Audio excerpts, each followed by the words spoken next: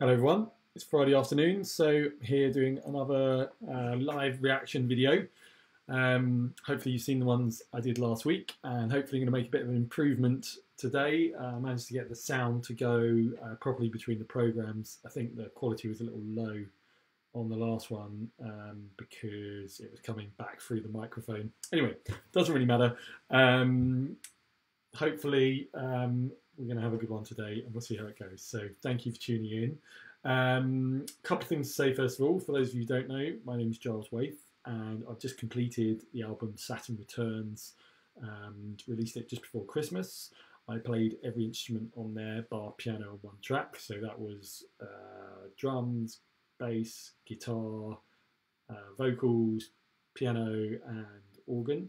I also mixed most of it, or a lot of it, and produced it as well. So it was a big job, and I'm really happy with how it's come out. So it's an absolute pleasure to show it to you guys. All I ask really is, number one, if you like what I'm doing here, give me a thumbs up, and if you like the music, then please check it out. And I guess the minimum I'd ask really is just like share it with someone if you like it. We all do that when we like something, so please pass on the word. It'd be really helpful to support this project.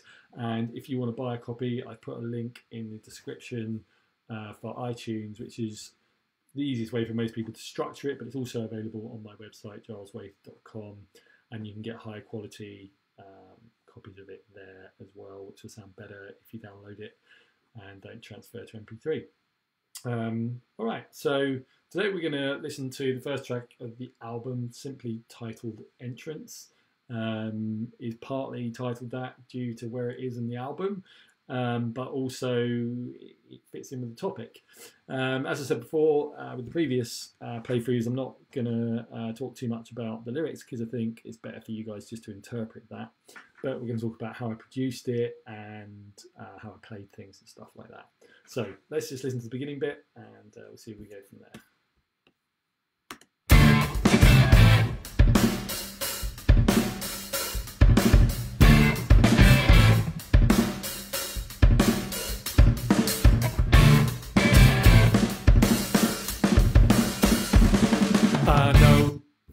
So there's our intro. I really wanted my album to have like one of those tracks that's just like smack in your face, very loud, and yeah, I think I achieved that with this track. I had the main riff like around for a long time. I tried it with other bands and things like that, and I just couldn't get it right. I'll talk about that a bit with the main section, but this kind of intro bit with all the drum fills and that was something I came up with after the main riff, and I guess it's a bit inspired by, well, quite a few songs, but one you might not guess would be, I think it's called no, it's not. It's the intro track to The Space Cowboy by Jamiroquai. I love that album. I saw Jamiroquai live around that era, which I suppose is like mid-90s, and they had the amazing bass player Stuart Zender with them at that time, and they were kind of a really cool live band, and they would just jam on stage and come up with really interesting stuff. So I wanted to bring that sort of energy to this intro track, like a live feel, like, you know, you don't really know what could happen. And so these big drum fills at the beginning were just to like ease you in, and then there's that big triplet feel. And that was one of those things that took me quite a lot of practice, because although I could play fills like that, doing them to the standard I wanted for this album required quite a bit of work, and I'm pretty happy with that. I think it sounds pretty cool. All right, let's listen a little bit further into the track. I'll just skip ahead and just a bit where the vocal comes in. I know my name, it's the same as it used to be. Start it again, and I'll run like I used to do, blood in a rush through my veins. Okay, so we're into the main riff there. Like I said, I had this riff around for years before I finally kind of put it together myself, and I tried to get drummers to play it kind of how I could hear it in my head. And it was just quite tough because obviously they would hear their own interpretation of it, and quite a lot of the time they would play like a double-handed beat, which for anyone who's a drummer, that's kind of what you get a lot more in disco, and you get it in rock as well. You get it all over the place, but I just knew I wanted it to be this kind of single-handed beat. I wanted it to be really powerful and syncopated, and I kind of had things like the production you get with Nerd, they actually did stuff with Justin Timberlake, which is obviously like completely different influence to what you might expect from my album. But it was kind of the things they did, and almost even stuff like you had with like Destiny's Child and stuff. It's just really syncopated, and I kind of thought like, wouldn't it be cool to bring that kind of very funky, edgy sound into a rock song? And I think whatever you're listening to these days, you'll bring it into your music, and there's so many different things. So yeah, that was the main thing with the main riff, and you can hear the vocals, this kind of slightly reverberated sound, and pretty much got the sound I wanted there as well. So let's carry on through to the chorus and have a listen to that. It drives me through lost all the names that I fear to be simple and poor, and indeed I'll become again. I try it again, and it's all the same. The energy's lost and I feel the pain. Round and round we go, round and round we go again. Cool, lots of fun parts there. So yeah, you can hear we went through the verse there. Nice, simple, big drum fill comes in, and then into the chorus. And I guess the thing I really liked about the chorus was, well, there's a couple of things. You can hear the bass line. Let's play it again. It's really busy. I'll become again. I try it again. It's all the same. The energy's lost and I feel the pain. Round and round we go. Round. Yeah, lots of stuff going with the bass there. I've just realised, by the way, I wasn't muting the mic earlier, so you'll have got some slightly weird delay coming through there. You're probably not getting the best quality coming through Facebook Live, so I definitely urge you to have a listen to this track. You can listen to it on Spotify. Just type my name in, Giles Waithe, and the track Entrance. It's also on YouTube, so yeah, you can just check it out there and have a listen for yourself. So back to that chorus then. I kind of now the guitar chords are just like a bit more simple there. There's almost like some hints of like You Really Got Me by the Kinks, da, da, da, da, da. I love those little that little interval, and I think when you've got a simpler chord sequence, it gives you an opportunity to loosen up the bass. So I'm sort of channeling a little bit of that slightly funkier John Paul Jones mixed with who's that guy who played all the Aretha Franklin stuff, James Jamerson, a little bit there, and then slightly chilled out drum fill. Well, I wouldn't say it was chilled out, but have a listen.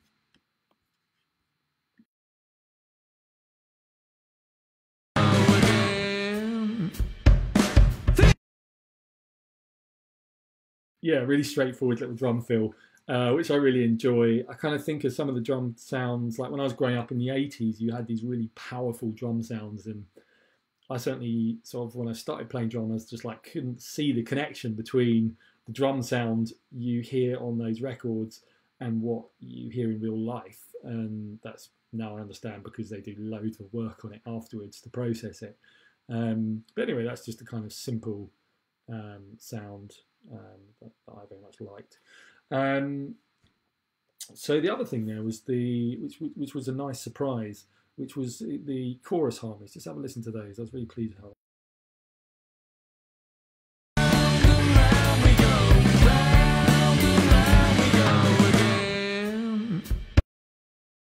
Yeah, it just fattens that up really well, so it's good. Right, just so you know, I'm muting the mic now when the music's playing, so if I forget to do that, so unmute it, please let me know in the comments. So let's move on to verse 2, which is an interesting structure, this track, because verse 2 is entirely different from verse 1. It's a complete change, and it's quite interesting, so check it out. Thinking about the things I've done always gets me down. Tried so hard to make my way.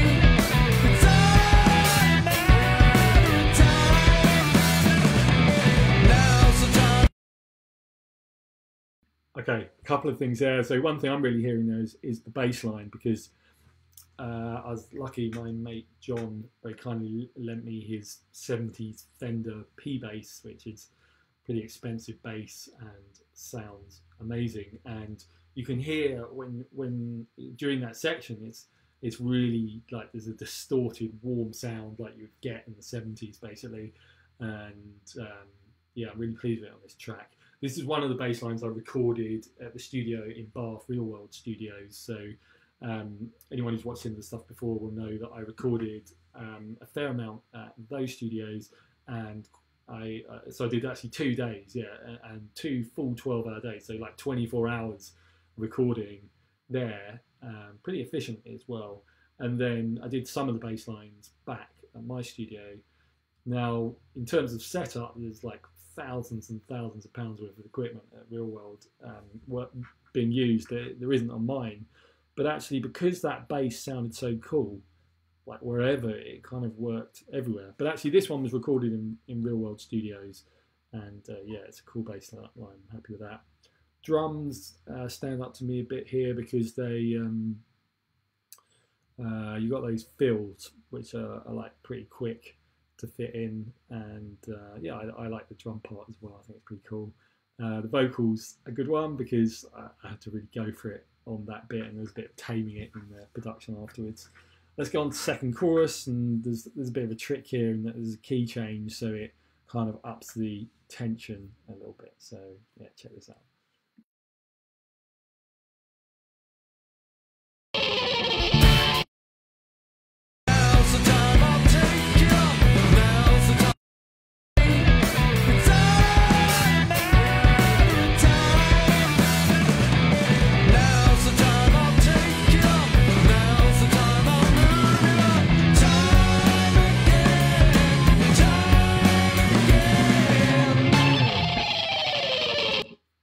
Yeah, so that's cool.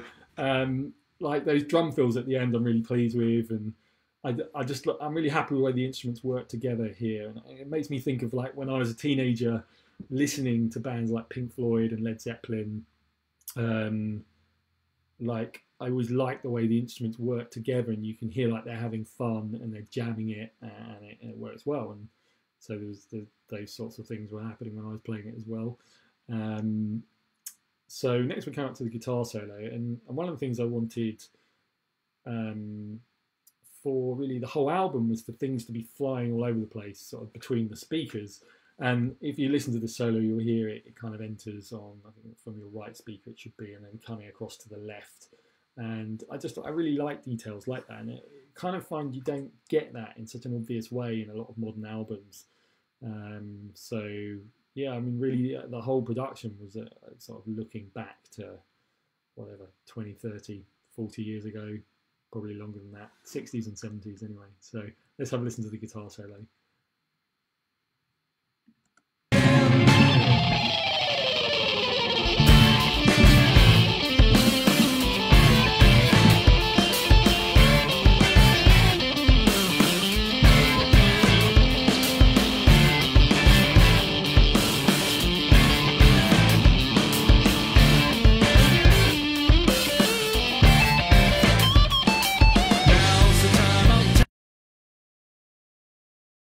There we go, mic back on. Yeah. So I'm happy with that solo. I enjoy listening to it. It's cool. It's fun to play.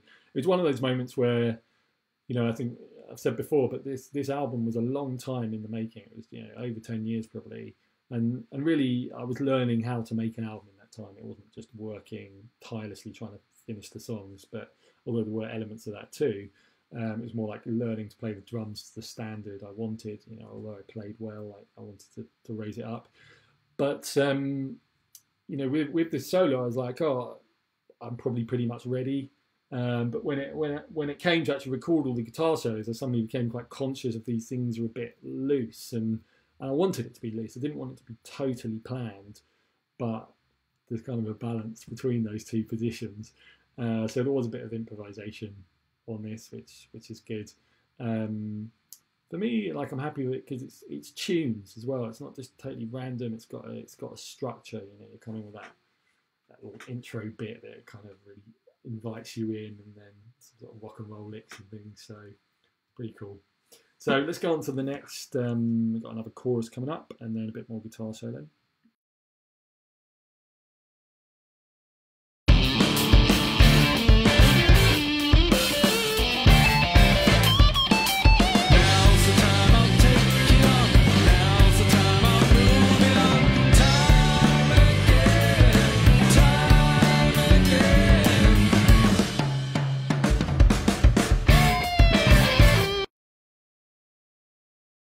Yeah, so big drum fill after that chorus there, which I absolutely love. I tried loads of different fills on that, and came across this one, which yeah, I think it's pretty cool.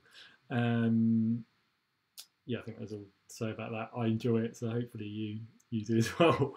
And as I said before, I don't really say that from a point of arrogance. Hopefully, it's just I kind of think, yeah, I do enjoy playing the stuff, so why wouldn't I? Well, I wouldn't have played it if I didn't enjoy it. So yeah, that's cool. All right, so let's go on to like the end solo. We've got a bit more soloing now. I thought it would be good to add a solo after the solo. Let's have a listen to that.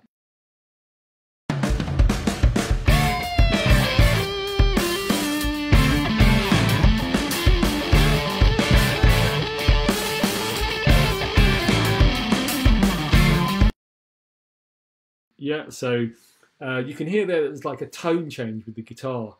I tried to do those things, like put little different tones in at different points between the lead, and it's quite a long lead solo, so I thought it'd be good to do that. I think I might have also done it a bit by accident, but it sounded right, so I left it like that, which was cool. Let's carry on a bit more to this solo.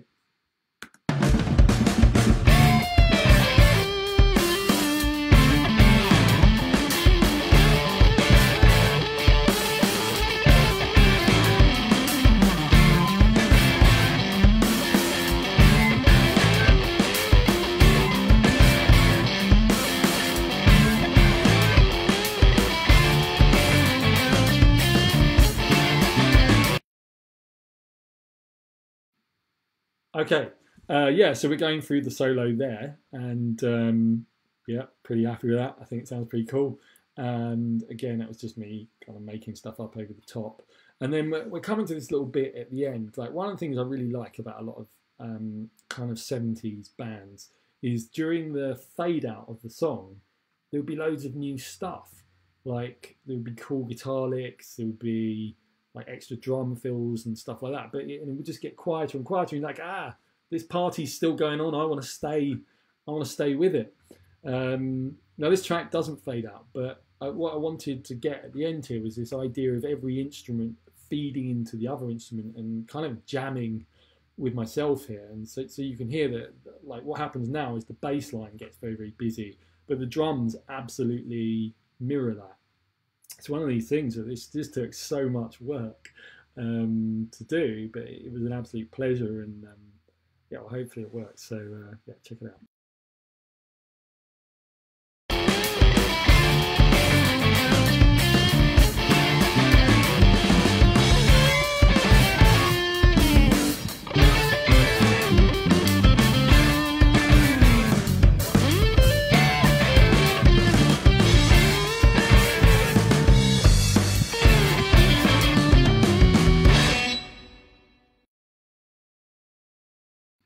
Yeah, so yeah, I love the way all the instruments work together there, and it was interesting to listen back to it then, because it's one of those things where you just don't really know. I was kind of like, when I was doing this, can this really work? Can I actually interact with myself in such detail, or is it just going to end up being a mess and sounding a bit overcomplicated?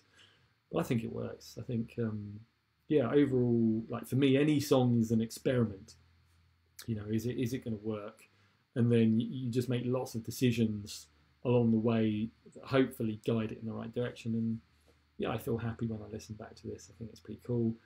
It definitely needs to be played loud, so make sure you play it loud if you're going to listen to it. So I think that's the end of today's session. Thanks for watching. Thanks for your comments on the stream. Thanks, Alaric. Absolutely rock and roll. And I'll catch you again on the next one. Enjoy your Friday.